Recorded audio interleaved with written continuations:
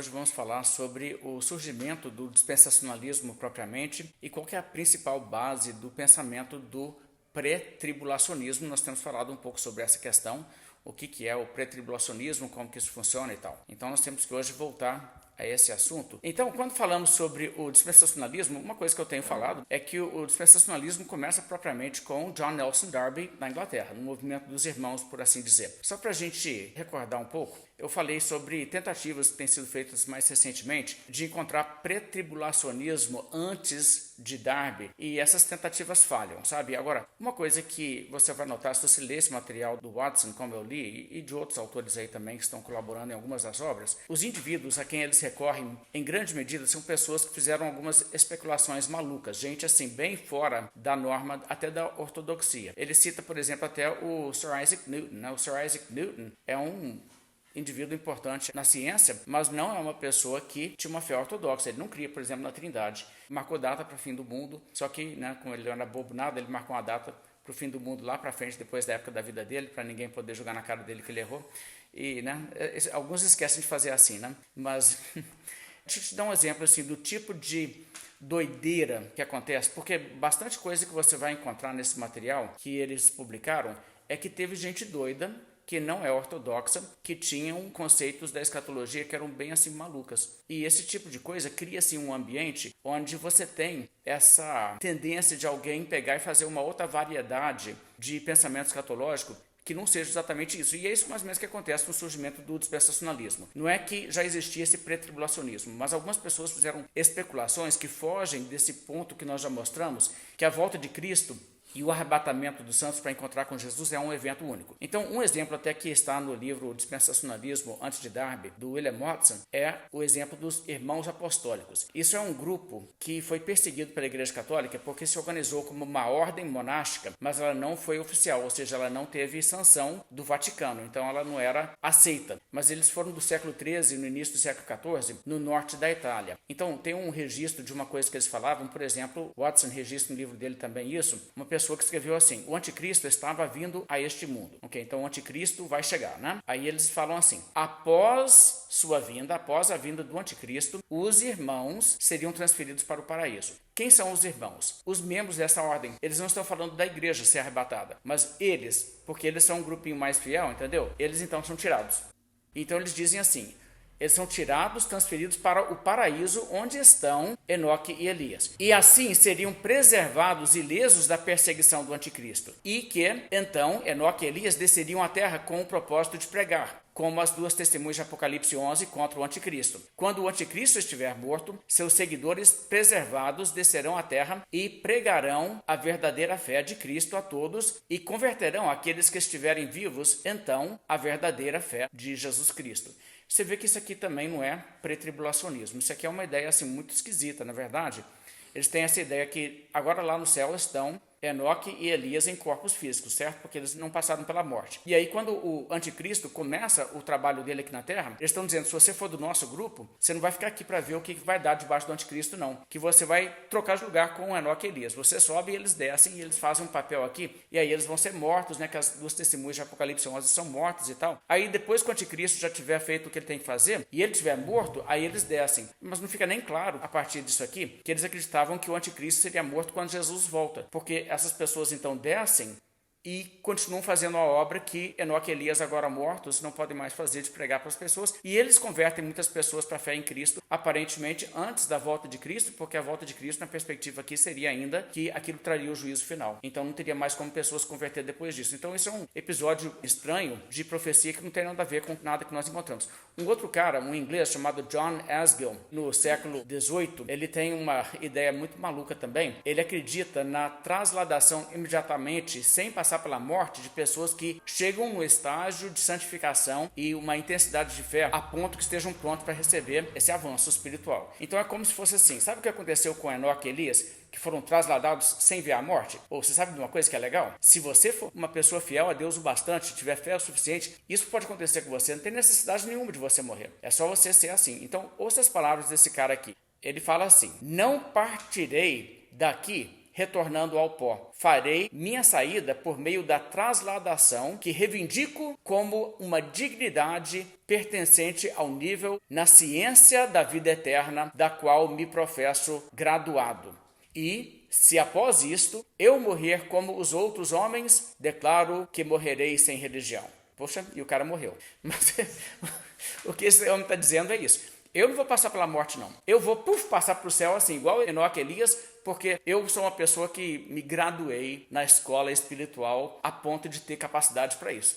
Espera para você ver se não vai acontecer assim comigo. E você também pode. Então, assim, de novo, o que isso aqui tem a ver com pretribulacionismo? Na verdade, não tem nada a ver, né? E é só mais um cara com ideia maluca. Outro caso aqui, Grantham Killingworth, que ele é um batista geral, num período em que os batistas gerais são heréticos. Isso é importante de dizer a essa altura. Batistas gerais, os batistas arminianos, que começaram no século XVII, eles, em coisa de algumas décadas, foram apostatando, se tornando socinianos e pessoas que não acreditavam nas ortodoxias da fé cristã. De modo que, no período em que esse cara estava na Igreja Batista Geral, eles já não eram ortodoxos, eles não eram pessoas que criam na Trindade e diversas coisas assim. Ele escreve um livro chamado A Imortalidade da Alma, e é um outro livro que o Watson cita como se fosse um caso aqui de, olha só, aqui temos uma pessoa meio pretribulacionista, que não é o caso, mas escuta o que ele diz aqui. As Escrituras nos informam apenas sobre duas ressurreições, a saber, dos mortos em Cristo, que ressuscitarão primeiro na segunda aparição de nosso Senhor, um pouco antes do início do glorioso milênio. Esta é a primeira ressurreição, mas eles serão sacerdotes de Deus e de Cristo e reinarão com ele os 1000 anos. O milênio não começará até alguns anos após a primeira ressurreição, e esta ressurreição será na segunda aparição de nosso Senhor.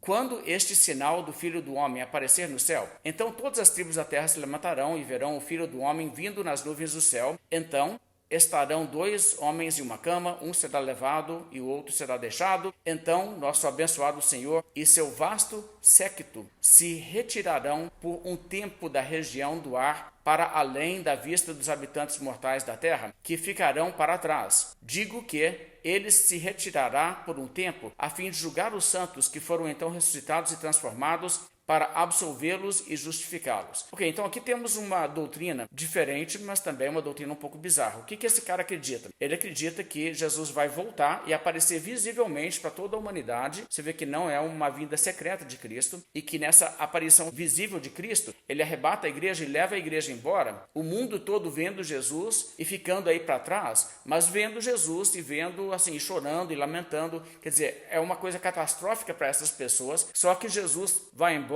e ele então tem um período pelo qual ele passa com os santos, julgando os santos, para antes então estabelecer o milênio e passar a reinar com eles na terra. Então não é exatamente um pretribulacionismo também, porque não tem nada da ideia de ele tira para que os 7 anos de tribulação, o anticristo, essas coisas todas, é só uma outra doideira aí, tá? Mas, de novo, as pessoas estão fazendo essas ideias que abrem essas caixinhas de possibilidades. Toda ideia que você pode ter parece uma possibilidade agora. Um outro homem chamado Morgan Edwards tem um pensamento semelhante a isso aí, também está no movimento batista, década de 1740. Ele escreveu assim: os santos mortos serão ressuscitados e os vivos serão transformados na aparição de Cristo no ar. Veja, na volta visível de Cristo, que é 1 Tessalonicenses 4, conforme esse cara pensa.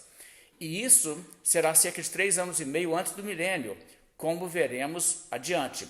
Mas ele e eles permanecerão no ar todo este tempo? Não, eles ascenderão ao paraíso ou a uma daquelas muitas mansões na casa do Pai, e assim desaparecerão durante o período mencionado. O objetivo desse retiro e desaparecimento será julgar os santos ressuscitados e transformados, pois agora é chegada a hora em que o juízo deve começar pela casa de Deus. 1 Pedro 4, um texto que não tem nada a ver com isso aí. Mas então você vê mais uma especulação nesse mesmo sentido. E aqui ele inseriu a ideia de 3 anos e meio, mas não 7 anos e sim. Então seria uma ideia de 3 anos e meio antes do início do milênio você tem a volta de Cristo. Mas é a volta de Cristo com Cristo tornando visível a todo mundo e tal. Só que aí ele passa 3 anos e meio julgando a igreja, os que são salvos.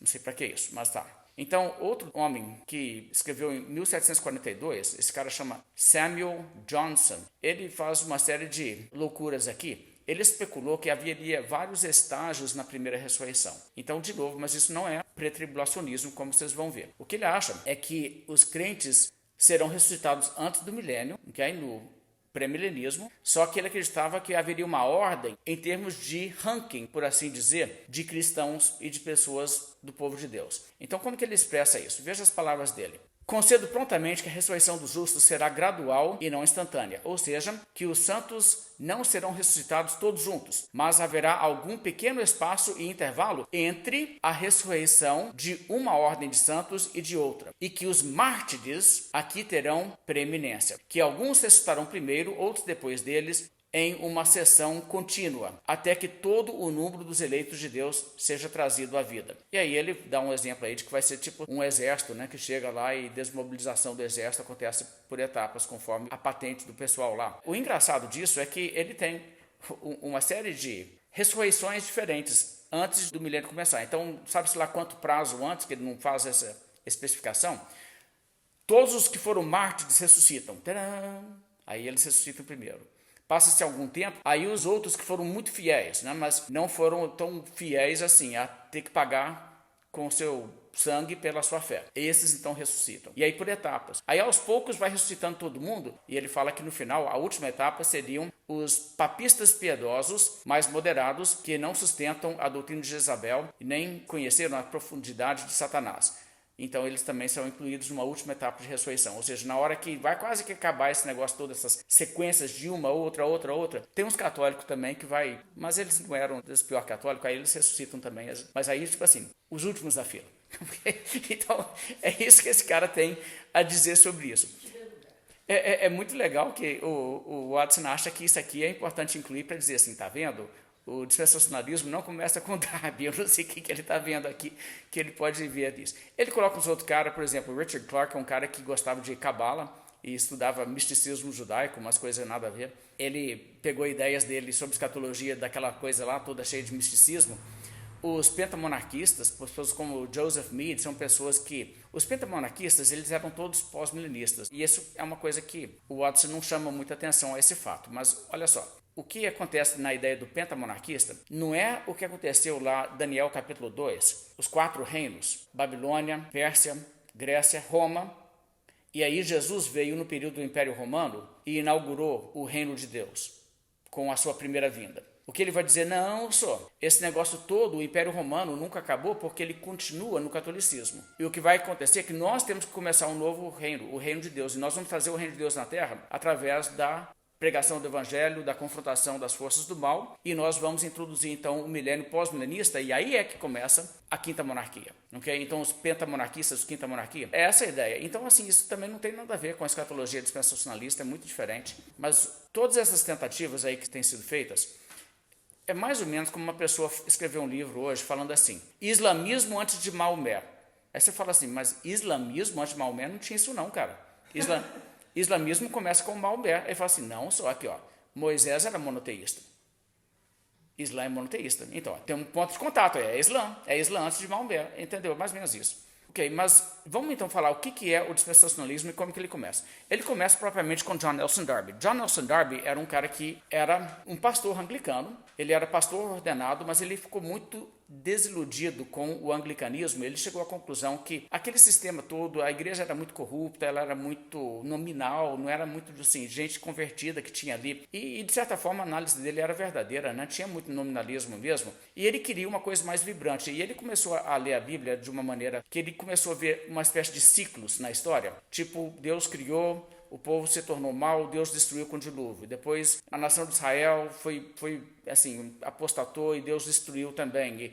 E a igreja vai acontecer isso também. Então ele começou a ver a coisa assim, com certos ciclos, né? E então ele começa a falar da história se dividida em dispensações, que não é um termo novo a ele não, tá? Só que ele dá uma conotação nova e ele dá a ideia de que nós temos uma dispensação original aqui, que começa na nova aliança, propriamente no dia de Pentecostes, e aí você tem uma dispensação da igreja, mas a coisa não vai acabar bem. A igreja vai cada vez piorar e apostatar mais, e Deus vai, tipo assim, tirar a igreja de cena, para então introduzir a última etapa, que é a etapa onde ele volta a lidar com os judeus. E ele começa então a pensar dessa maneira. Mas deixe-me falar um pouco sobre o modo dele pensar sobre isso, porque ele, saindo da igreja anglicana, ele foi envolvido num movimento que veio a ser chamado os Irmãos de Plymouth. Plymouth é uma cidade lá na Inglaterra. E, na verdade, veio a ser chamado o Movimento dos Irmãos. E eles mandaram missionários aqui para o Brasil, fundaram muitas igrejas, têm um legado muito precioso aí, de muita gente salva, através do trabalho dessas pessoas aqui no Brasil e em muitos países, tá? E em muitos lugares eles são chamados casas de oração. Aqui em Lafayette é a casa de oração. O Darby, então, o Darby era um homem de Deus, entendeu? Um homem sincero, uma pessoa fiel a Deus, que queria acertar. Ele tinha umas ideias peculiares que eu não acredito sejam realmente uma contribuição positiva para a igreja. E, no entanto, a gente não pode falar que ele não era uma pessoa de Deus, ele era. Agora, ele pegou essa ideia e ele chegou a uma interpretação original do capítulo 9 de Daniel, que a gente vai ter que olhar para a gente entender de onde que ele baseou a ideia da tribulação de 7 anos, porque é ele que lança isso, tá? Existem especulações em relação a onde ele pegou influências disso. Obviamente, tinha muita ideia circulando por aí de a volta de Cristo, o arrebatamento, essas coisas. A gente pode bagunçar esse negócio em vez de fazer tudo ser um evento único, sabe? Então, isso aí já dava talvez um ambiente onde ele tinha a liberdade de falar de coisas assim, que não era tão inédito alguém falar nesses termos, mas o que ele lança é um pouco inédito. Ele tem, aparentemente, contato com um livro escrito por um homem chamado Manuel Lacunza. Manuel Lacunza foi um padre católico jesuíta espanhol que escreveu um livro em espanhol sobre a volta de Cristo. Na verdade, é uma coisa bem grossa, é 2 volumes, onde ele dá muitos detalhes sobre profecias e tal. E ele escreve com um pseudônimo, como se ele fosse, na verdade, um judeu convertido ao cristianismo, para ver se isso pegava onda nessa questão do pessoal achar que judeu sabe mais dessas coisas, entendeu? Porque essas coisas têm a ver com Israel. Então, ele fez assim e deu certo, e um homem lá na Inglaterra, Edward Irving, que era um pastor presbiteriano nessa altura, ele pegou esse material e traduziu esse material para o inglês. E isso influenciou muito as ideias do Edward Irving. Agora, o Edward Irving era presbiteriano, mas depois ele foi disciplinado depois, tá? Não nessa época aqui que eu estou falando ainda. Essa altura ninguém sabia disso não, mas mais tarde ele se revelou um herege e ele foi tirado da igreja presbiteriana e ele fundou sua própria igreja. E ele fez uma igreja que era basicamente uma tentativa de criar um movimento pentecostal. Não foi para frente, tá? Mas eles fizeram uma igreja meio pentecostal, alegavam que eles tinham os dons de milagres, colocaram 12 pessoas de apóstolos, tinham apóstolos, chamaram da igreja apostólica e tal. Então, assim, eles se tornaram pessoas fora da linha ortodoxa e realmente aquele povo ali não era crente, não. Aquele movimento era herético mesmo, a gente consegue ver isso e, infelizmente. Agora, de qualquer forma, é possível que o Darby tenha sido influenciado por esse livro do Lacunza, o livro do jesuíta, que foi traduzido pelo Edward Irving. O que a gente sabe é que Darby, tudo indica, começou a advogar pré-tribulacionismo em 1827. Agora, Edward Irving também estava ensinando pré-tribulacionismo aparentemente mais tarde, talvez no ano de 1830 ou 1831, porque ele vai lá e consulta com Irving e conversa com ele. Agora, lá na igreja do Irving, acontecem essas manifestações carismáticas, começa esse tipo de coisa, que até levou ele depois a ter problemas com a igreja presbiteriana, mas uma garota lá, uma moça adolescente, na verdade, chamada Margaret MacDonald, alegou receber lá uma visão e tal, e na visão dela, ela aparentemente acreditou que alguns dos santos seriam arrebatados antes, outros não, coisa assim. Muita gente quer dizer que é dali que o Darby pegou a ideia dele, mas, assim, uma investigação histórica mostra que é bem provável que isso aí não tenha sido influência no Darby, não. O Darby estava chegando a essas conclusões por si próprio. Agora, quando ele chegou nessas conclusões, ele teve oposição dentro do movimento dos irmãos. E pessoas não gostaram disso, acharam que isso aí era desvio, que isso não era uma doutrina que poderia se sustentar. Inclusive, um dos principais líderes do movimento, um homem chamado Newton, sobrenome Newton, o Newton discordou com ele sobre isso, sobre a ideia também de que os santos do Velho Testamento não eram parte da igreja, que é aquela ideia de que a igreja é uma coisa e Israel é outra. E por conta disso, o Darby forçou a barra e levou o pessoal a expulsar o Newton do grupo. Você vê que no grupo eles não eram tão coesos assim sobre isso, mas basicamente quem fazia oposição a isso foi meio que escorraçado. Então a posição do Darby continuou se tornando influente porque havia praticamente uma denominação, eu estou falando isso não para mostrar desrespeito com o pessoal da casa de oração, porque eles não se consideram uma denominação, mas acaba que é, né? Mas eles tinham um grupo de igrejas que se associavam, onde o pensamento do Darby se tornou predominante. Então isso deu mais projeção do que essas outras versões peculiares que outras pessoas surgiram antes. E lembrando que o que ele está dizendo é que haveria o arrebatamento, a igreja toda seria tirada 7 anos antes do milênio. E então haveria um período de 7 anos no qual o anticristo reinaria na terra. E esse período da tribulação seria um período onde Deus já voltaria o programa dele com Israel, um programa que ele antes estava trabalhando, mas que ele pôs em suspense, até o momento que a igreja fosse tirada de cena. Eu vou explicar um pouco mais isso, eu acho que você já tem noção dessa ideia também. Mas assim, o motivo principal que esse negócio avançou mesmo foi porque esse negócio pegou na América, entre os americanos. Então um homem chamado Cyrus Scofield escreveu, por exemplo, um livro em 1888, e esse livro se chamava Manejando Bem a Palavra da Verdade. Agora, isso é parte de um versículo que Paulo escreveu a Timóteo, ser um obreiro que maneja bem a palavra da verdade. Só que no inglês, a tradução ficou dividing rightly the word of God. Dividindo corretamente a palavra de Deus. Dividindo no sentido de manejar bem. É simplesmente uma maneira em que a palavra poderia ser usada, que perdeu de uso, mas a versão King James traz isso, e o Scofield entendeu aquilo com ideia de dispensações, está vendo? A Bíblia traz essas dispensações. Você tem que dividir a Bíblia nas dispensações corretamente. Então ele escreveu um livro sobre isso e usou esse título, dando a entender que o verso bíblico está falando disso, que na verdade não tem nada a ver. E esse livro deu ele uma certa popularidade, pessoas acharam aquilo interessante, as ideias de Darby circulavam já na América há um bom tempo, e ele então fez uma coisa que foi na verdade um lance de mestre. Ele fez uma Bíblia de estudo, a Bíblia de Estudo Scofield. Ela foi lançada em 1909 e depois relançada em 1917, e ela vendeu a rodo. Pessoas tinham muita pergunta sobre como interpretar profecias, e essa Bíblia trazia essa informação. Porque se você pegasse uma Bíblia de Estudo Scofield, você pega um capítulo difícil tipo Mateus 24, tipo Apocalipse 6, 7, 8, 10, 20, né? Qualquer coisa assim, você tem uma boa faixa de texto embaixo explicando todo o significado daquilo. Então você não tem que ficar tentando comparar texto com texto, porque alguém já mastigou tudo e te deu o negócio pronto. E isso foi uma coisa meio fascinante. Então, isso gerou uma febre apocalíptica nos Estados Unidos, e essa Bíblia vendeu muito. Foi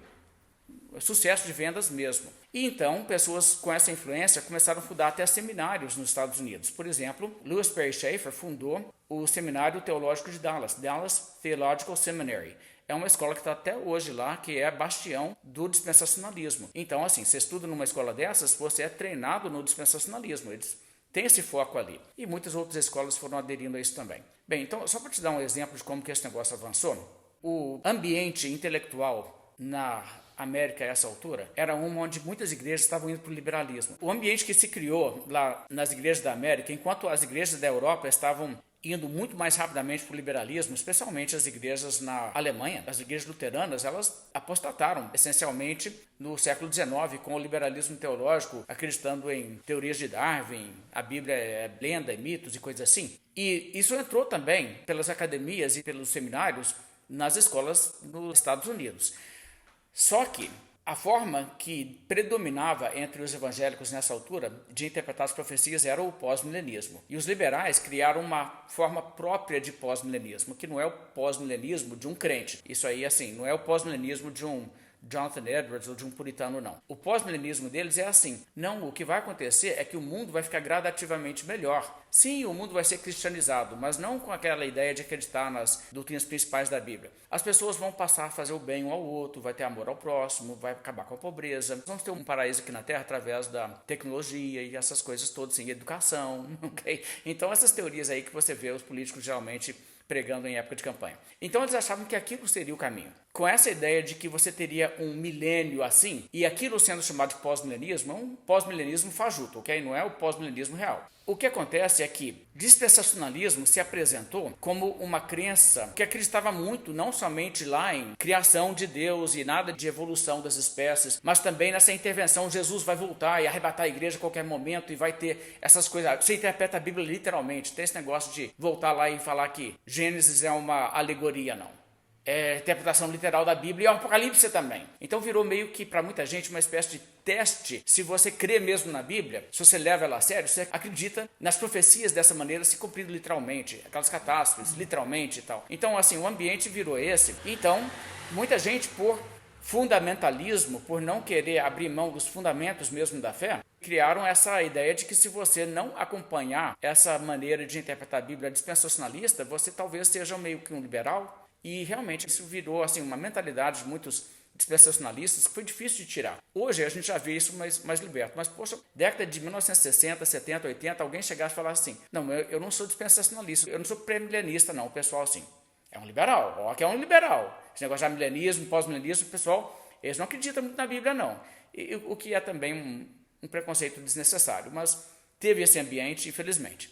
Então, por conta disso mesmo, se tornou comum até mesmo codificar nas declarações doutrinárias das igrejas, os credos das igrejas, o dispensacionalismo. Vou te dar um exemplo, a Igreja de Deus, que é um grupo arminiano dispensacionalista dos Estados Unidos, que plantou igrejas aqui no Brasil, tem no seu credo, por exemplo, o seguinte: cremos na segunda vinda pré-milenal de Jesus, primeiro para ressuscitar aos mortos santos e arrebatar os santos vivos e para se encontrar com ele nos ares, segundo para reinar no mundo por 1000 anos, na ressurreição dos corpos, vida eterna para os justos e castigo eterno para os ímpios. Você vê que essa igreja, ela não vai aceitar ninguém na igreja que não seja pré-tribulacionista. Você tem que ser pré-milenista, pré-tribulacionista. Ou senão, tipo assim, não, você não leva a Bíblia a sério, nós não queremos você aqui não. Outro exemplo disso, uma igreja batista independente, aqui no Brasil, plantada por pessoas dessa mesma linha, ela fala assim: cremos que a qualquer momento o Senhor Jesus Cristo pode retornar para buscar os salvos,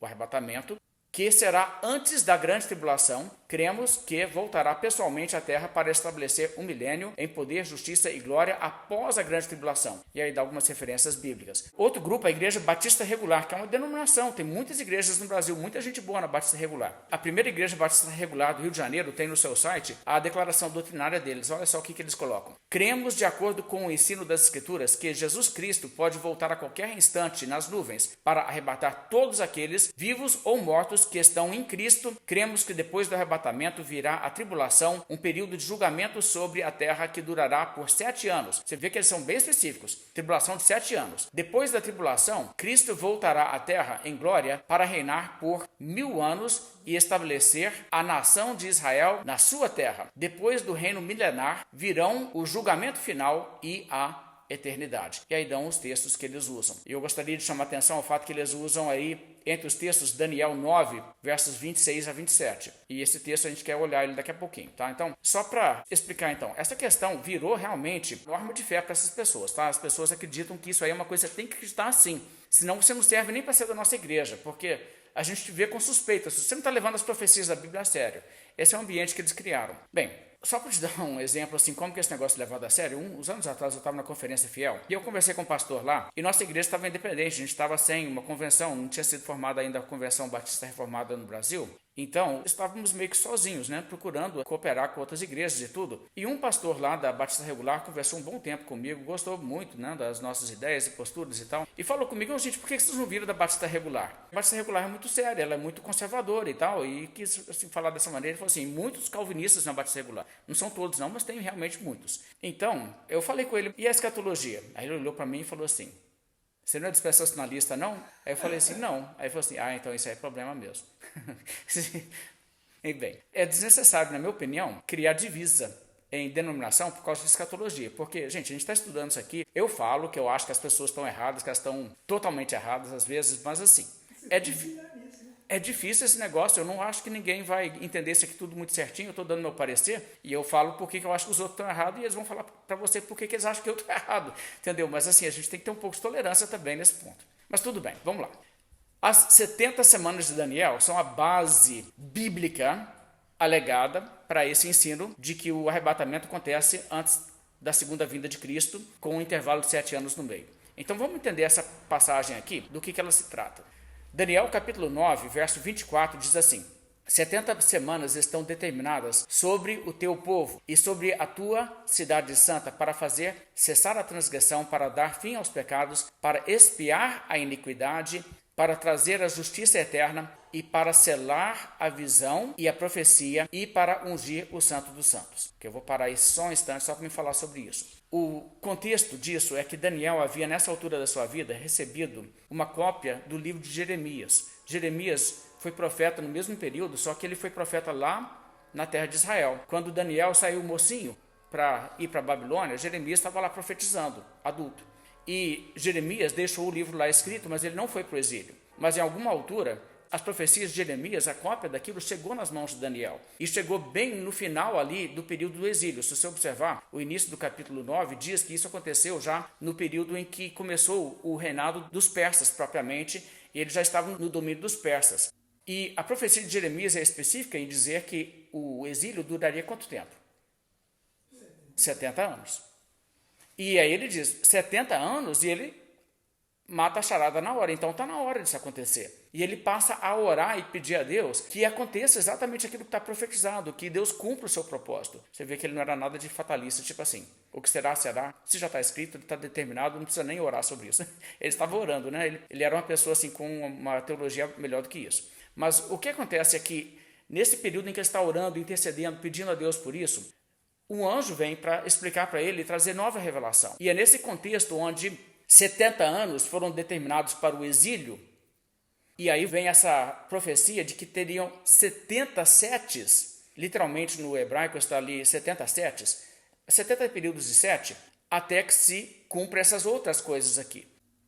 Tudo indica que a gente deveria interpretar isso como 70 setes de anos, tá? Porque está falando de 70 anos de cativeiro para depois voltar. E aí, com a volta, não seria o fim da história, porque ainda tem objetivos a serem cumpridos. E esses outros objetivos aconteceriam quando? Bem, haveria um período de 70 setes. A gente vai entender que vai ser os mesmos tipos de números que estamos usando antes.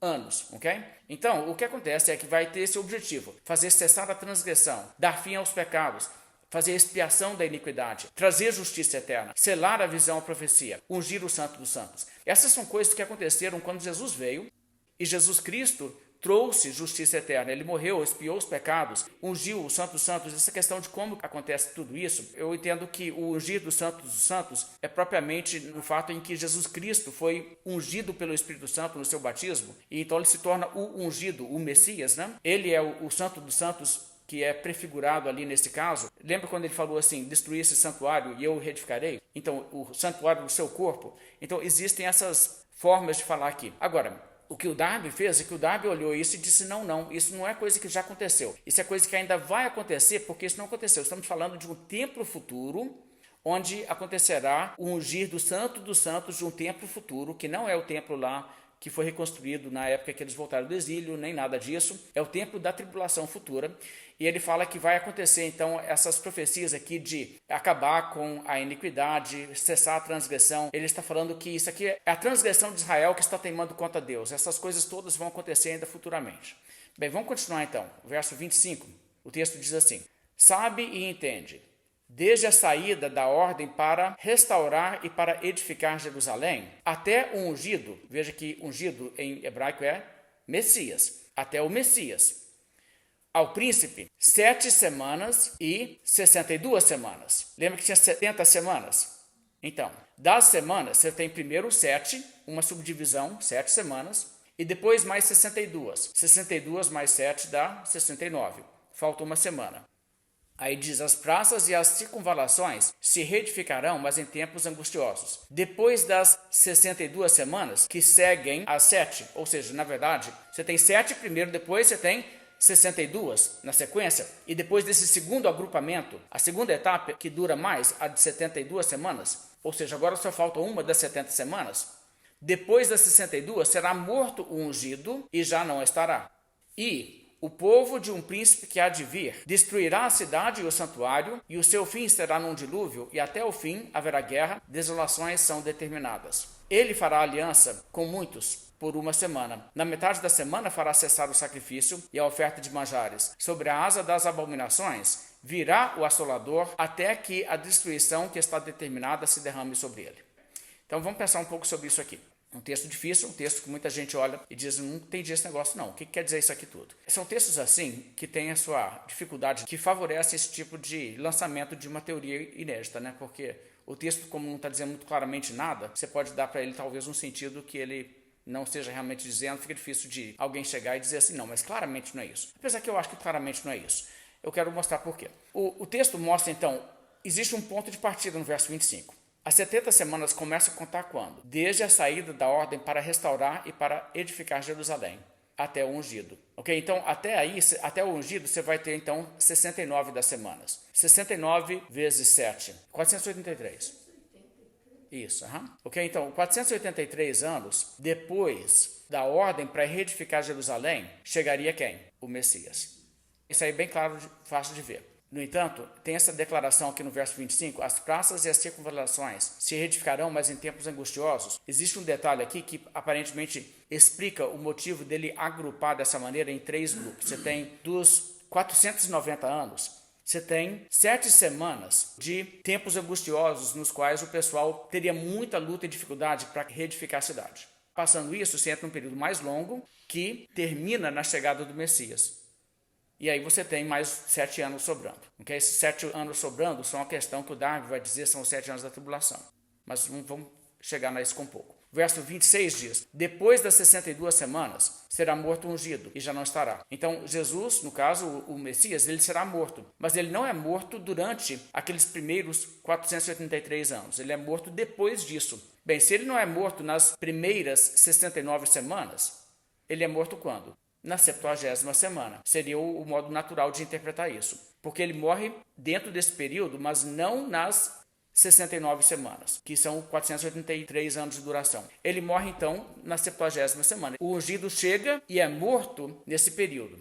E veja o que acontece em seguida. O povo de um príncipe que há de vir destruirá a cidade e o santuário. Isso aqui tem a ver com o fato que Jerusalém foi destruída e o templo lá que estava em pé em Israel foi destruído exatamente por romanos, em julgamento de Deus divino sobre o povo que rejeitou e crucificou o Messias. Então está relacionado com o fato que ele será morto. Ele será morto, mas Deus vai julgar o povo. Ele vai julgar o povo como? O príncipe de um povo que há de vir. A essa altura, Daniel já sabia que haveria 4 reinos e que o Messias viria na época do 4º. Então, o povo que estaria no controle naquela região de Israel, na época em que viesse o Messias, seria quem? Os romanos, o 4º império. Então, um príncipe dos romanos destruiria a cidade. Agora, isso aqui é impressionante pra caramba, porque se você pensar, o que aconteceu nessa altura é que Vespasiano venceu a guerra civil, foi proclamado o novo imperador, e quem foi lá e destruiu Jerusalém? O filho do novo imperador, que é Tito, um príncipe de um povo que há de vir.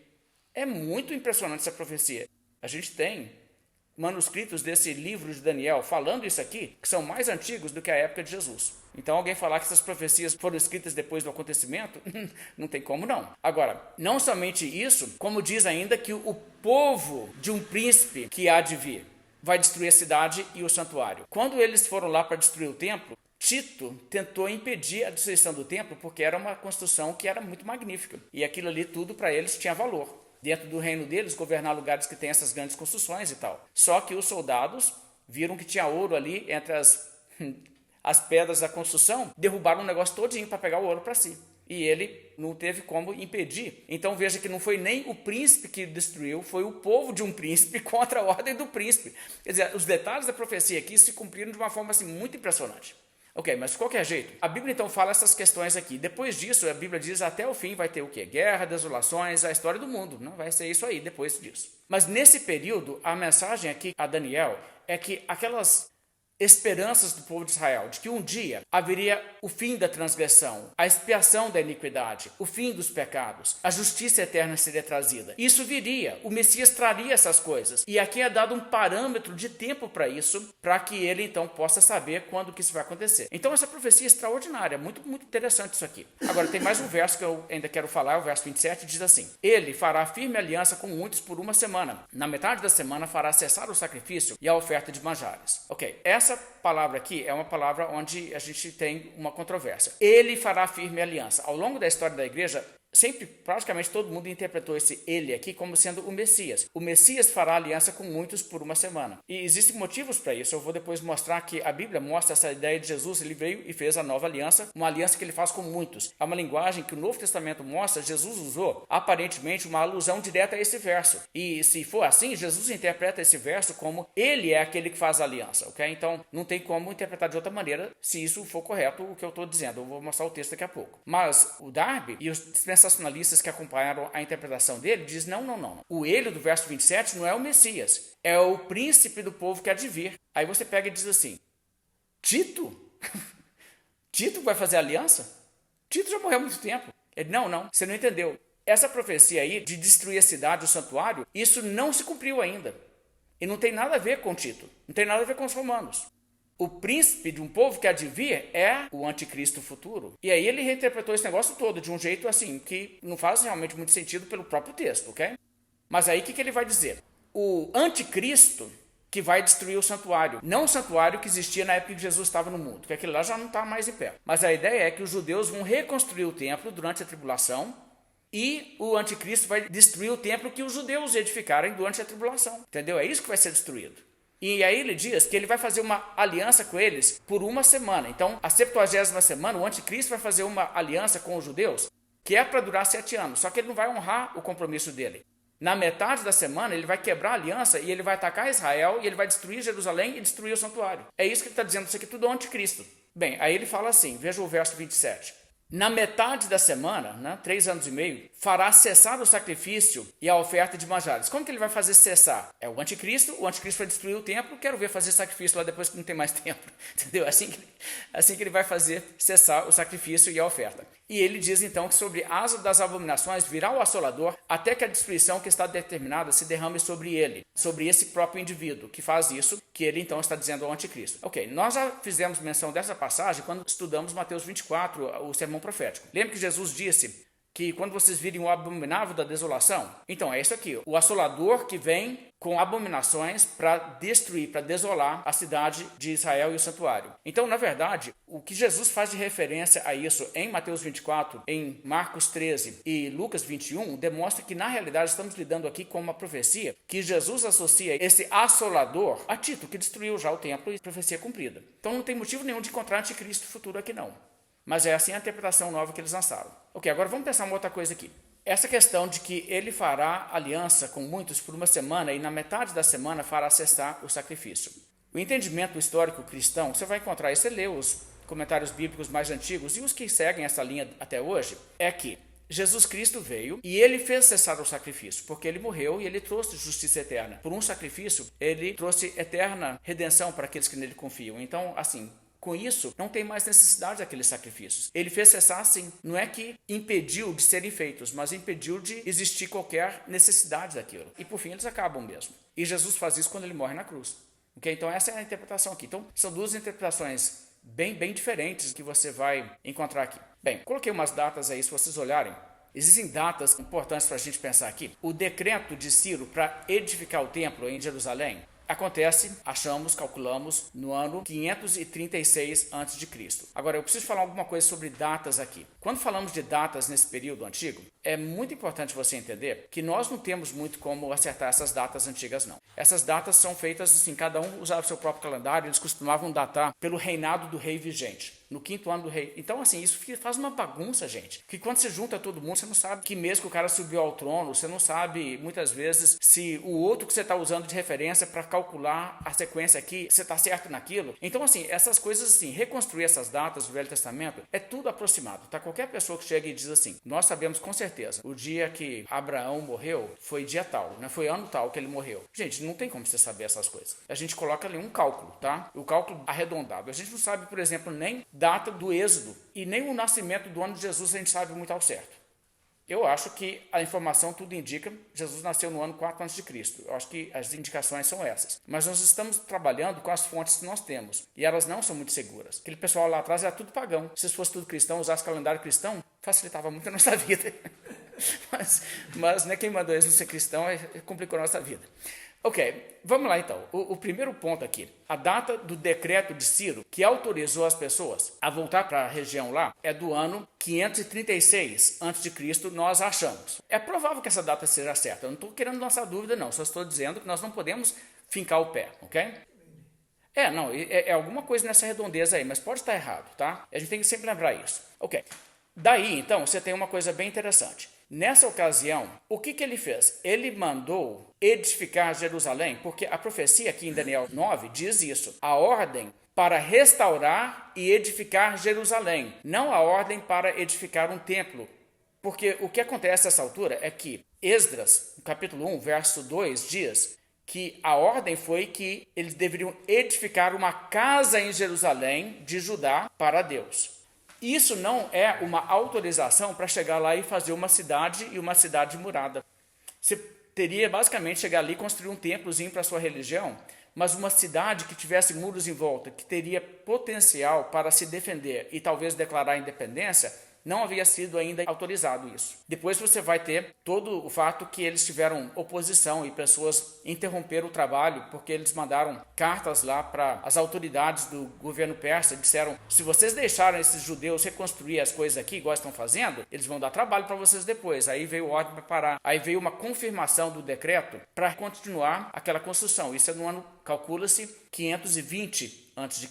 Bem, mais para frente, no ano 458 a.C., você vê que já passou assim um bom tempo, né? Chegando mais perto da época. Existe um decreto de Artaxerxes que autoriza de fato edificar a cidade de Jerusalém, de restaurar os seus muros e fazer a cidade o que deveria ser como uma cidade fortificada. Então, existe motivo para acreditar que essa data de Artaxerxes seja um ponto de partida. Mas existem pessoas que vão pegar a primeira data, Ciro falou para voltar lá e edificar o templo, é essa data. Se você faz uso dessa data, você vê que os números não vão corresponder. Pelo menos não vão corresponder se forem anos. Se for 490 anos, então esse negócio acaba bem antes da época de Cristo. Então algumas pessoas vão nessa direção e dizem, não, mas não é anos, é 70 setes de qualquer coisa, de qualquer prazo aí. Mas não dá um parâmetro para você ter muita noção de quando seria. Então cumpre na época em que Jesus veio mesmo. Só não é muito específico 70 o quês.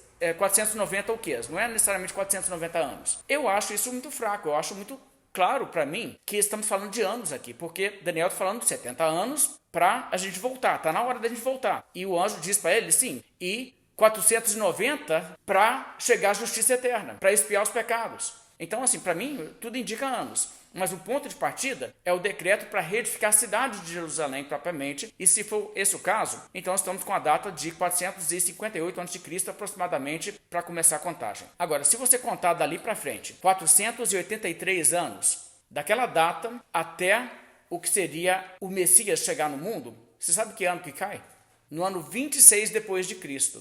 É bem na época em que Jesus começa o seu ministério terreno. É bem na época. O que é bem interessante isso aqui, viu? Ok, a alternativa dispensacionalista para esse negócio chega a ser um tanto bizarra. Porque o que eles queriam fazer era dizer que o período de Israel, que Deus trabalha com Israel, encerra bem instantes antes da crucificação de Jesus. E ali para o relógio, 69 semanas correm, tempo corrido, e aí para o TikTok do relógio, segura ele e fica em suspenso uma semana de anos, 7 anos, para quando o povo de Israel voltar a Deus. E só nessa época futura a coisa continua. Então eles inserem um intervalo aqui, uma lacuna de tempo indeterminado entre a 69ª semana e a 70ª. Com que direito? Bem, na verdade, isso para mim não faz sentido nenhum. Eu acho isso uma coisa até um pouco risível. É porque eles querem dizer que essas coisas não aconteceram. Não cessou a transgressão, não fez expiação da iniquidade, não trouxe justiça eterna.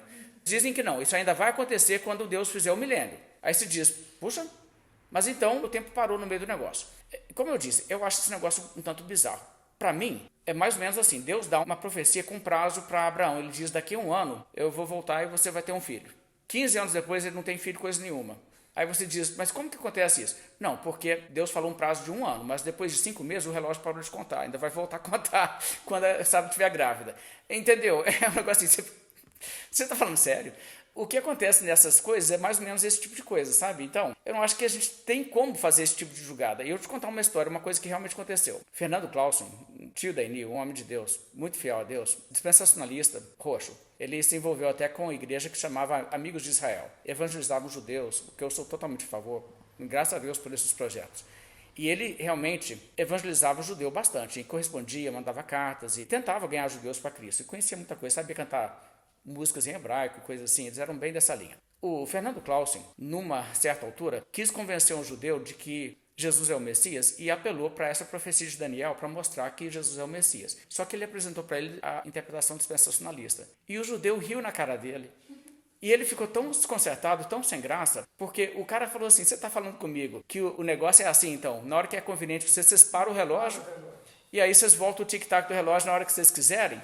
E ele sentiu, naquela tentativa de mostrar para aquele homem a coisa, ele sentiu realmente a dificuldade. E ele ficou tão sem graça, e ele sabendo que eu sou milenista, me ligou. E falou assim, Daniel, eu estou numa dificuldade aqui com essa profecia. Como que você interpreta esse negócio aqui? Eu passei para ele os meus estudos de Daniel. E ele falou assim, faz sentido. E voltou no homem judeu e mostrou para ele da outra maneira. E o homem falou assim, eu não quero conversar mais com você não. Ou seja, ele ficou sem argumentos. Mas pelo menos, né? Eu acho que, às vezes, essas loucuras aí de interpretação criam esse tipo de dificuldade até na nossa apologética. Porque essa profecia, ela faz esse sentido. Então, vamos lá. O que vai acontecer aqui? Na interpretação, assim, mais natural da coisa. Se eu parto do ano do decreto que é efetivamente para reconstruir a cidade, os seus muros e tudo mais, eu chego no ano 26, e aí Jesus começa nessa faixa aí, o seu ministério, e na metade de 7 anos, um período de 7 anos, Jesus morre depois de um ministério de 3 anos e meio na pinta. Até o ungido, 69 semanas. Tem mais uma semana. Em 3 anos e meio, na metade daquela semana, 3 anos e meio de ministério, Jesus morre. E depois mais 3 anos e meio, por quê? Porque a igreja se estabelece e tem a introdução de gentios. E deixa de ser uma coisa só de Israel. E pessoas que não têm circuncisão, não tem nada a ver com isso aí, entram também. E você sai de todo aquele molde, é aquele período em que vai defasando aquela ideia de nós vamos seguir o Velho Testamento, as leis de Israel e tudo mais. Então faz muito sentido para mim isso, sabe? Então já se cumpriu isso. E a 70ª semana ela segue naturalmente as outras. Não tem intervalo nenhum, mas tá. O dispensacionalista ele vai usar essa ideia. Agora, eu acho interessante isso, que os livros que saíram defendendo toda essa ideia vieram numa época em que as pessoas acreditavam meio que cegamente que o ano do nascimento de Jesus era o ano 1. E se Jesus nasce no ano 1, no ano 26, ele nem começou seu ministério ainda, não tem nada a ver, ele não é batizado naquele ano, entendeu? Ele não é ungido naquela altura. Jesus está vivendo uma vida sem estar pregando ainda. Eles então acharam que o negócio é que você tem que fazer com que a data chegue no ano 33. O que eles fizeram então? Eles pegaram arbitrariamente, porque eles tinham essa meta de chegar no ano 33, eles pegaram então o ano 445 a.C. O que aconteceu no ano 445? Se observar, foi o ano em que Artaxerxes permitiu Neemias voltar para Jerusalém. A ordem de construir a cidade já tinha sido dada há mais de uma década. O problema é que a coisa não estava indo bem e chega um indivíduo lá para ajudar e mobilizar o pessoal. Agora, nesse sentido, isso não é realmente o cumprimento da profecia, a ordem de restaurar a cidade. Mas eles escolheram essa data porque com essa data eles acharam um jeito de fazer a coisa chegar no ano 33. Mas olha só, não se você fizer uma contagem normal de anos. Se você fizer uma contagem normal de anos do ano 445 a.C., você chega no ano 39 depois de Cristo. No ano 39 depois de Cristo, já passou a meta, certo? Mas o pessoal teve uma ideia super criativa. Eles começaram a dizer que, lá em Apocalipse, quando fala de 1260 dias, essas coisas assim, você vê que está tratando um ano como sendo de 360 dias, e não como sendo de 365 dias. Ok, isso é verdade. Realmente, o pessoal naquela época, eles contavam os anos dessa maneira. Eles contavam um ano de 360 dias. Sabe o que eles faziam? Depois de um certo número de anos passar, e as estações estavam ficando fora da época, né? Quando, tipo assim, pô, meu aniversário era na primavera e agora já não é mais, o que está acontecendo? Aí o pessoal fazia um ajuste e eles colocavam um mês a mais, eles adicionavam um mês. Nós acertamos isso depois, fazendo o calendário de 365 dias e usando a questão do ano bissexto, né? Para não ficar desandando as estações em relação ao calendário. Só que nessa época realmente não tinha sido introduzido isso. Então eles falaram assim, mas anos na profecia não são anos normais, são anos proféticos. Anos proféticos não têm 365 dias, eles têm 360. E aí, quando você faz o cálculo, 483 anos proféticos equivale a 476 anos verdadeiros. Então, estamos falando aqui de anos proféticos, não anos verdadeiros. É anos proféticos, o que corresponde a 476 anos normais. Que confusão! Esse negócio é uma confusão maluca. E é claro que eles estão totalmente esquecendo que se você for usar 360 dias, você tem que adicionar um mês eventualmente. Um homem chamado Sir Robert Anderson, no inglês, né? Tinha aquele título de nobreza, era um Sir lá em inglês. Ele escreveu um livro chamado O Príncipe Vindouro, onde ele fez cálculos para introduzir essa técnica, para fazer isso. E depois isso foi aperfeiçoado por um outro escritor chamado Harold Hoehner. E eles então conseguiram fazer isso. O Harold Hoehner, inclusive, com muita confiança, declarou que a data do decreto lá e a data da entrada triunfal de Jesus em Jerusalém, na última semana de vida dele, acerta na pinta. De modo que, se você fizer a contagem assim de dias, anos desse modo, você acerta na data em que Jesus entra em Jerusalém para se apresentar como rei, mas ele é rejeitado. Entra nisso uma certa confusão que existe em alguma literatura dispensacionalista antiga, era retratado assim: Jesus ofereceu o reino para Israel, mas eles rejeitaram Jesus, então Jesus foi crucificado e colocou em suspenso até o povo de Israel estar disposto a receber Jesus. Isso dá a impressão que é quase um plano B, a igreja. Como eles não receberam Jesus, não é isso que eles estão dizendo. Eu digo que dá a impressão, e realmente muita gente já horrorizou de pensar assim: como assim Jesus ofereceu o reino para Israel e Israel rejeitou? Quer dizer que se Israel tivesse falado assim, de boa, sim, queremos Jesus de Salvador e Messias, Jesus não tinha morrido então na cruz, tinha entrado direto no milênio naquela altura? Sem Jesus morrer na cruz, como é que tem salvação? Mas não é isso que eles estão dizendo. Mas deixa no ar uma impressão disso para muita gente. Ok, agora então, de qualquer maneira, os dispensacionalistas estão dizendo é que com a vinda de Jesus, ele se apresenta para Israel. Como Israel o rejeitou, Deus diz, tá, Israel não quer, esquece Israel por um tempo, eu vou trabalhar com gentios, eu vou salvar pessoas dos gentios, que serão chamados igreja, e quando tiver na época em que Israel estiver pronto para receber a verdade, aí eu tiro a igreja do mundo para voltar para o plano de Israel. Aí volta a ser aquele regime que você tem que ter guarda de sábado, sétimo dia, sacrifício de animais e tudo aquilo vai voltar a ser válido, porque a era da igreja sai. E então, assim, a igreja é um parênteses. Você vê claramente que isso não tem como ser o que a Bíblia ensina. O Novo Testamento não mostra o período atual como um parêntese no plano primordial, mas como o anterior, como um preparativo para o definitivo. De qualquer forma, é essa a ideia, e aí daí que vem. Então ele diz, falta uma semana, é esse prazo aí de 7 anos. E tudo para dar certo vem com esse cálculo. Só que tem um detalhe. De lá para cá, se fizeram algumas descobertas que complicam a vida desse povo, e eu não vejo nenhum dispensacionalista querendo falar sobre isso. Mas eu vou falar. Olha só. Conforme as informações que nós apuramos mais recentemente, a data do nascimento de Jesus não foi o ano 1. Tudo indica que Jesus nasceu realmente no ano 4 a.C. E algumas informações sobre isso, você pode pesquisar isso. Herodes o Grande, hoje nós sabemos, morreu no ano 4 a.C. Quando Jesus nasceu, Herodes estava vivo. Então não tem como não. Não tem como você dizer que Jesus nasceu no ano 1, Herodes já estava morto há 3 anos, e quando Jesus nasceu, Herodes estava conversando com os magos. Percebe o que eu quero dizer? Então isso aí está errado. Então toda essa conta pode dar numa data errada. O ano 33 não foi o ano que Jesus foi crucificado. Por essas contas, Jesus teria sido crucificado que ano? No ano 29. E não somente isso, o ministério de Jesus teria começado no ano 26, nessa faixa aí. O que dá bem certo com aquela data que eu proponho, né? Que é a questão certa. É ano normal e tudo se encaixa. 3 anos e meio de ministério, ele é crucificado, na metade da semana. Quer dizer, isso é uma leitura muito mais natural do texto. Ok, deixa eu dar mais um detalhe. Em Lucas, no capítulo 3, os versos 1 e 2, Lucas dá uma descrição de o que estava acontecendo no cenário político quando João Batista começa seu ministério. E olha só, no 15º ano do reinado de Tibério César, sendo Pôncio Pilatos governador da Judéia, Herodes tetrarca da Galileia, seu irmão Filipe tetrarca da região da Itureia, Tracônides e Lisânias tetrarca de Abilene, sendo sumos sacerdotes Anás e Caifás, veio a palavra de Deus a João, filho de Zacarias, no deserto. Agora, se você junta essas informações, nós sabemos basicamente em quais anos eram Anás e Caifás sumos sacerdotes. Nós sabemos em quais anos Tibério César governou. É tudo assim, é datas assim, com uma certa incerteza, mas nós temos datas aproximadas para isso. Então, de novo, está batendo com a outra questão que nós já falamos sobre a morte de Herodes. Jesus, na verdade, não teria sido crucificado no ano 33. Seria aí pelo ano 29, 30, nessa faixa aí. A gente está nessas circunvizinhanças aí com essas datas. Então, assim, além de ser uma interpretação bem estrambótica, eu diria quase que violenta da Escritura, colocar assim essa brecha de tempo, não faz sentido fazer isso, interpretar com quem faz a aliança com muitos, não é Jesus, é, na verdade, o anticristo que faz aliança com os judeus para depois quebrar a aliança, e não aconteceu ainda o cumprimento da abominação que deixa desolado o templo, igual Jesus falou que aconteceria. Mas vamos lá, deixa eu te ler mais uma última passagem, a passagem de Mateus 26, verso 28. Jesus aqui fala dessa maneira sobre a nova aliança. Ele diz, porque isto é o meu sangue, o sangue da aliança derramado em favor de muitos, para a remissão de pecados. Gente, isso aqui é linguagem de Daniel 9, vocês notaram? Remissão de pecados, fazer aliança com muitos. Ou em Marcos 14, 24. Então lhes disse, isto é o meu sangue, o sangue da aliança derramado em favor de muitos. É ali que ele faz aliança com muitos. Quer dizer, ele firmará um concerto com muitos por uma semana? Tudo a ver. Ok, mas tá. Tem um detalhe sobre essa profecia que eu acho que convém dizer a essa altura. Joséfo traz uma explicação muito interessante sobre como acontece essa profecia. Ele não faz menção dessa profecia.